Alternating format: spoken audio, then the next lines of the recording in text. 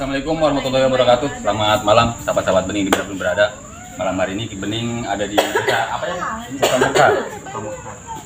Desa Kutamekar. Desa Kutamekar, kelurahan Kampung Sumber Kopo. Kampung Sumber Kopo, Desa Sukamekar, Kecamatan Ciampel. Kecamatan Ciampel, Kabupaten Karawang. kebetulan berada di Majelis Dzikir Al-Ghazali. Beliau Kiai Fahru Roji, Sohibul Majlis, luar biasa. Nanti setelah bersama Abah, saya ingin berbincang dengan Kiai yang luar biasa ini. Dengan Abah siapa ya, Bang? Adari. Abah Adari. Usianya berapa? Lupa. 60. Kebetulan yang saya sedikit pengen nostalgia, beliau bisa pencak silat, Cimande, itu apa lagi? Enggak, satu doang. Hah? Biasa sesama. Ini luar biasa merendah. Pengen sedikit nunjukin yang gerakan tadi ya, Bah ya. Satu jurus atau dua jurus lah, lebih bagus. Nanti saya belajar ke Abah. Gawainya tapi jam 5. Coba, ya, saya bingung. Terserah Bah, apa aja, Jo. Nah, saya ikut-ikutan. Iya.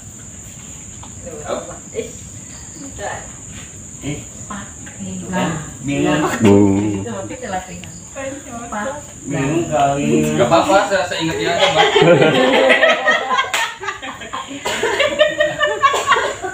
Lagi Usia 60 tapi masih tenaganya masih kenceng. Saat lagi sakit kencang cina nek. Lagi sakit. Orang lagi sakit luar biasa. Oh, Ini lagi ya. iya lagi. Terserah Abah, ingatnya gerakannya mukul kanan kiri, tendang Biar ingat kanan semuanya. kiri. Nggak bisa. Artinya ini.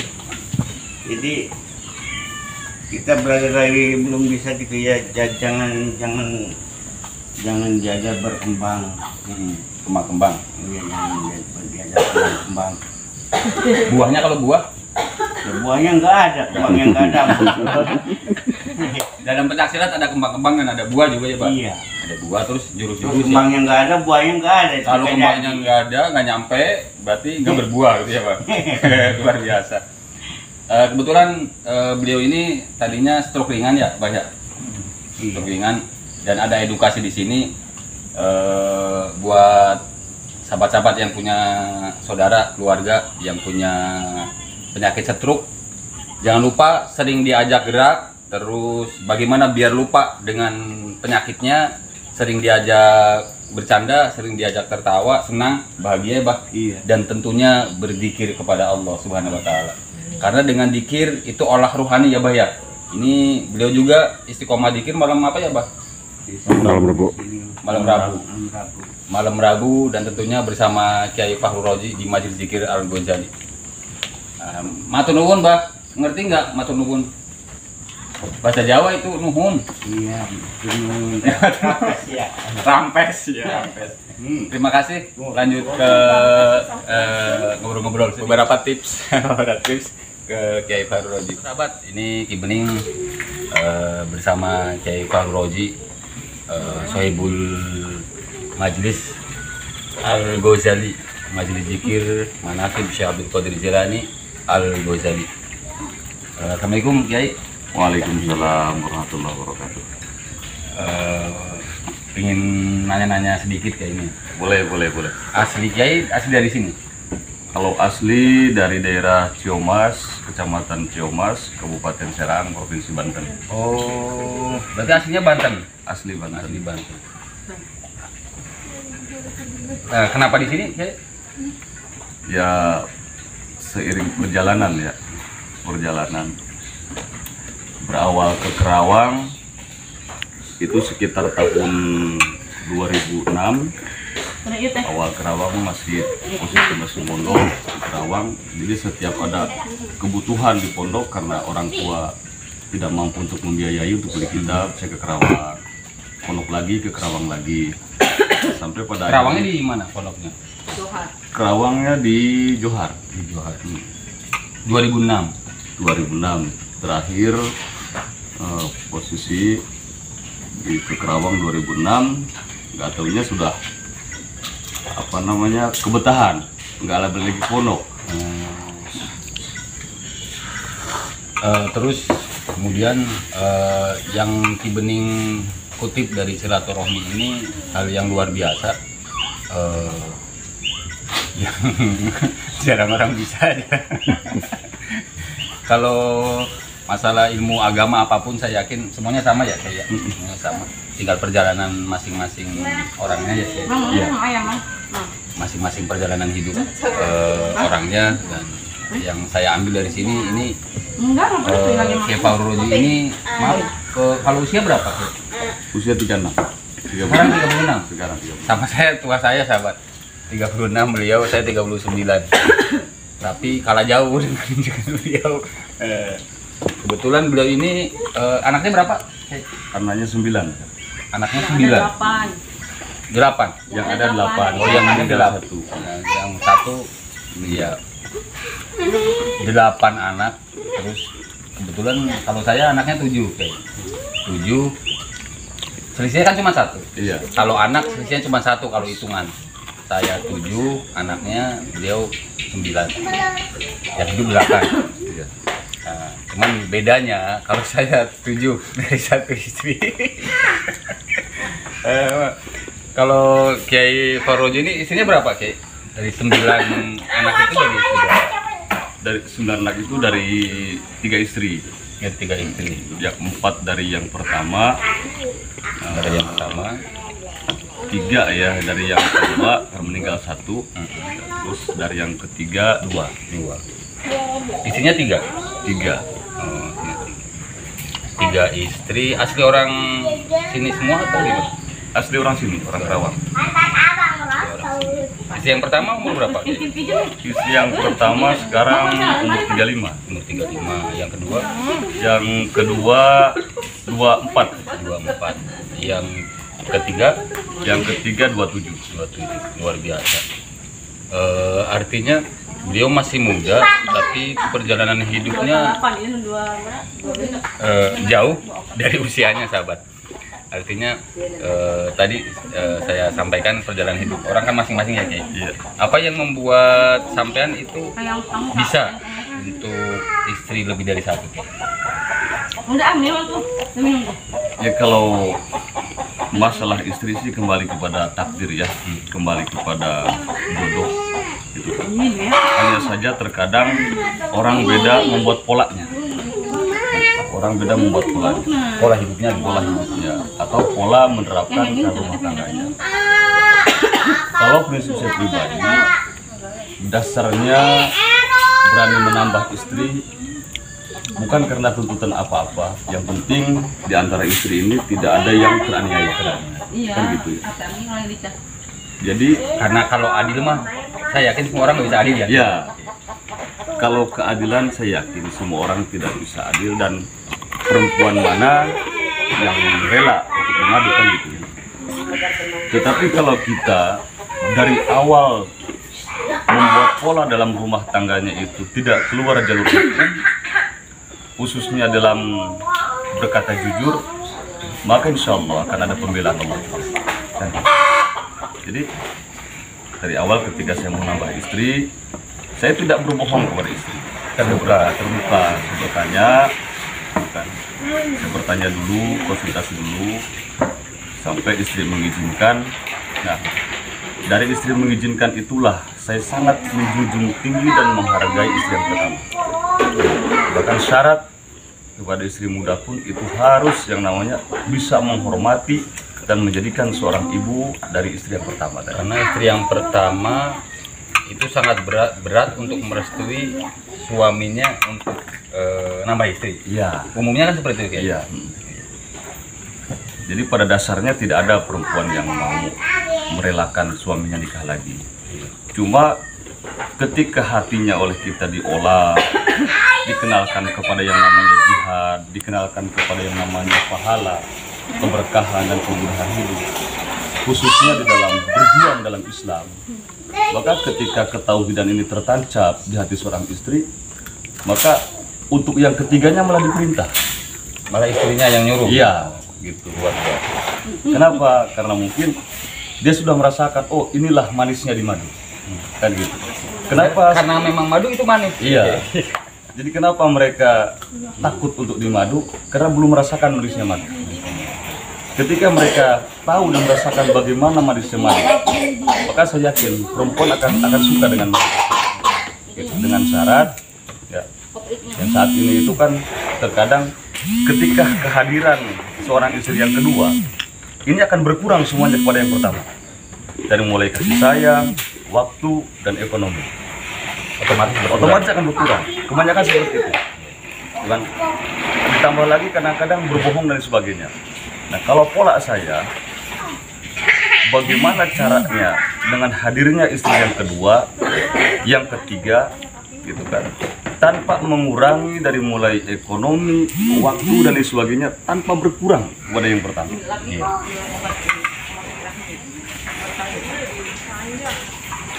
Artinya kembali ke pola hidup masing-masing ya. Iya. Terkadang suami punya rasa takut kepada istrinya, takut berantem, takut bercerai, gitu kan? Akhirnya berbohong, Selingkuh. sembunyi-sembunyi gitu ya. Sembunyi-sembunyi. Yang pada akhirnya tidak sesuai dengan ayat. Gitu kan? Padahal perintah menikah itu kata Allah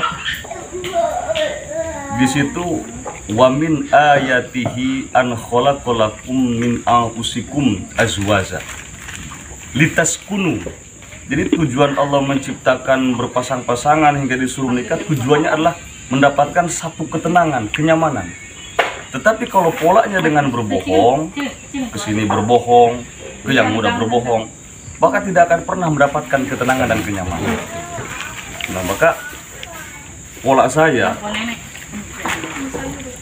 bagaimana caranya saya mendapatkan ketenangan dengan pernikahan yang kedua, yang ketiga, gitu kan? Dengan apa caranya? Dengan menjunjung tinggi yang tua. Gitu loh. Dan juga keterbukaan. Iya, keterbukaan, saling jujur. Dan memang saya selalu belajar memperkenalkan kepada seorang istri itu hak suami terhadap istri, dipenuhi kewajiban lahiriahnya, dipenuhi kewajiban batiniahnya. Adapun sisanya jangan pernah menuntut itu. Adapun hak-hak suami, termasuk hak dia untuk sedekah, hak dia untuk membagi rezekinya, hak dia untuk menikah lagi, ini di luar batas istri. Yang pertama, itu saya kenalkan kepada istri, jangan sampai menuntut yang bukan hak kamu dari saya, gitu loh. Kenapa? Karena inilah hukum dalam Islam. Ketika kamu sudah melebihi batas tuntutanmu, itu sampai kamu melarang saya untuk berbagi, saya melarang untuk menikah lagi, ini di luar batas hak istri. Seorang istri tidak ada hak sama sekali. Seorang istri tidak ada hak untuk namanya melarang suami nikah lagi. Maka di sini saya tekankan. Waktu itu saya hanya belum niat. Waktu itu saya belum niat dan juga belum ketemu perempuannya untuk menikah lagi yang kedua, belum. Tapi itu sudah saya kenalkan kepada istri dari pertama rumah tangga. Dari awal rumah tangga saya kenalkan, dalam hukum Islam itu dalam rumah tangga ada batasanmu. Kamu jangan keluar batas daripada status seorang istri kepada suami. Maka alhamdulillah berjalan 1 tahun 2 tahun. Di tahun ketiga saya rumah tangga dengan istri yang pertama. Di tahun ketiga itulah saya menikah lagi. Maka istri sudah paham, oh ini bukan hak saya untuk menikah, gitu loh. Ini bukan hak saya untuk menuntut suami saya. Jadi disitulah ketika saya belajar bagaimana caranya membela hukum-hukum Allah dalam rumah tangga. Alhamdulillah yang saya rasakan sekarang adalah saya dibela oleh Allah posisi rumah tangga. Kalau tidak ada pembelaan Allah, gak mungkin bisa istri 3 dalam satu rumah rukun, satu sama lain saling menghargai, saling membantu. Ya bisa dilihat ya. Kalau yang ditunjukkan istri yang pertama, Itu istri yang pertama yang bertulung kuning. nah ini sahabat istrinya beliau yang pertama dengan Umi siapa? Umi Siti Maryam. Ini luar biasa, namanya Umi Siti Maryam. Yang pertama, anaknya berapa? 4. Anaknya 4. Kemudian yang kedua mana? Ini. Oh ini. Ini dengan Umi siapa? Umi Marini. Marini. Umi Marini yang kedua. Ini yang umur 24. Umur 24. Oh, 26 ternyata. Ini satu lagi. Dengan Umi siapa? Nih. Umi Rahma. Umi Rahma anaknya berapa? Baru 2. Mau nambah lagi yang jelasnya ya. Lagi masih muda, mumpung masih muda. Luar biasa. Saya melihat keindahan, kebersamaan dan keharmonisan dari pikiran yang berbeda-beda, tetapi kata Kiai Fahru Rozi tadi, karena memiliki pola hidup yang sama, tujuan yang sama, jadi terjalinlah sebuah keharmonisan. Luar biasa. Saya nggak bisa ngomong banyak, sangat luar biasa lah, nggak bisa ngomong saya. Oke, terima kasih Kiai ya, terima kasih saya sampaikan. Barangkali ada pesan kesan untuk yang nonton, monggo. Assalamualaikum warahmatullahi wabarakatuh. Pesan saya dari berbincang-bincang ini kepada pemirsa ya, penonton video ini, tips dalam rumah tangga, jangan coba-coba kita tidak menghargai seorang istri, dan jangan coba-coba kita membohongi dan melukai perasaan seorang istri. Karena kalau sudah sekali seorang istri dibohongi, itu kan maka akan hilang seumur-umur, itu akan hilang selamanya kepercayaan kepada suami, itu kan. Dan jangan lupa kepada istri, kenalkan hukum-hukum Allah, hak-hak suami terhadap istri, hak-hak istri terhadap suami. Jujurlah gitu, dan pikirkanlah kembali. Jika memang manfaatnya banyak, maka menikahlah. Karena menikah diperintah oleh Allah, dan itu juga sunnah Nabi. Kita tidak dilarang, itu bukan maksiat. Gitu. Jangan sampai kita bermaksiat hanya karena ingin merasakan perempuan yang lain. Akhirnya berbohong. Nah, gitu ya. Jadi bangun ketauhidannya seorang istri agar dia paham, agar dia sadar dengan kodrat-kodratnya Allah. Semuanya insya Allah akan berkah semuanya. Itu saudara-saudaraku, yang mudah-mudahan ada manfaatnya. Saya juga mohon doanya di sini dalam membina rumah tangga, membina jamaah, santri, majelis, khususnya dalam Islam. Mudah-mudahan Allah berikan kuat, berikan sehat, panjang umur, dan berikan kuat. Semoga Allah tambah cukup mudahnya. Tentu saja tips dari saya untuk para laki-laki, jangan sampai mengkhianati istri. Kenapa? Karena kalau sudah dikhianati, istri hanya bisa nangis. Kalau sudah dikhianati, istri dibohongi, istri hanya bisa nangis, tidak bisa apa-apa. Tapi Allah yang menjodohkan tidak akan pernah terima. Allah yang menitipkan tidak akan pernah terima ketika dikhianati. Maka jaga istri, jaga perasaannya, sama halnya engkau menjaga keridhaan Allah kepada dirimu sendiri. Itu saja. Assalamualaikum warahmatullahi wabarakatuh. Waalaikumsalam warahmatullahi wabarakatuh. Ini ketika di ujung saya agak merinding nih guys. Ternyata tadi istri hanya bisa menangis. Iya, ketika Tapi dikhianati. istri itu dijodohkan oleh Allah untuk kita. Iya. Ternyata Dititipkan kepada kita. dititipkan kepada kita. Ternyata istri dan anak-anak itu adalah titipan dari Allah Subhanahu wa taala. Betul. Jadi jika titipan Allah yang disakiti, Iya. titipannya diam aja. Tapi Hanya Allah bisa yang nangis. dia luar biasa. Titipannya hanya bisa nangis, hanya bisa bersedih, hanya bisa terluka, tapi yang menitipkan tidak akan terima. Iya. Artinya di sini jika kita tidak bisa dipercaya untuk titipan yang dititipkan oleh kita dengan wujud istri dan anak, otomatis rahmat Allah bisa jadi Bala. Mudah-mudahan kita semua menjadi orang-orang yang amanah yang bisa menjaga Amin, istri dan amin, anak-anak kita. amin ya Rabbal alamin. Terima kasih.